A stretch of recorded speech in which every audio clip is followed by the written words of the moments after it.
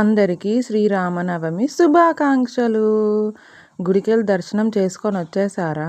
నేనైతే ఇంకా స్నానం కూడా చేయలే. వెరీ బ్యాడ్ గర్ల్ కదా నేను, చెప్పండి. అయినా పండగ అంటే హ్యాపీగా ఉంది, బాధగా కూడా ఉంది. బాధగా ఎందుకంటారా? స్నానం చేయించేస్తుంది మా అక్క. పండగ అంటది, ఆదివారం అంటది, వారంకి ఒకసారి అంటది. స్నానం పెద్ద టాపిక్ అయిపోయింది. దేవుడా ప్లీజ్ ఈ స్నానం అనే టాపిక్ చాప్టర్ అసలు తీసేసే. కుక్కలకి స్నానం ఉండవు అని ఒక రూల్ తీసుకురా దేవుడా. చాలా, అంతకు మించి ఏం కోరుకొని శ్రీరామనవమికి నాకు కూడా కొంచెం సపోర్ట్ చేసి చెప్పండి దేవుడితోని.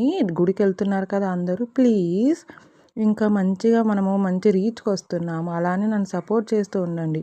మా అక్కతో వేడకైనా వెళ్ళు, కానీ ఫస్ట్ నాకు కాలు చేతులు వద్దు. తర్వాత నీకు పండగ పబ్బం ఉండవక్క. ఎంతసేపు నా కింద సేవ అని చెప్తున్నా మా అక్కకి.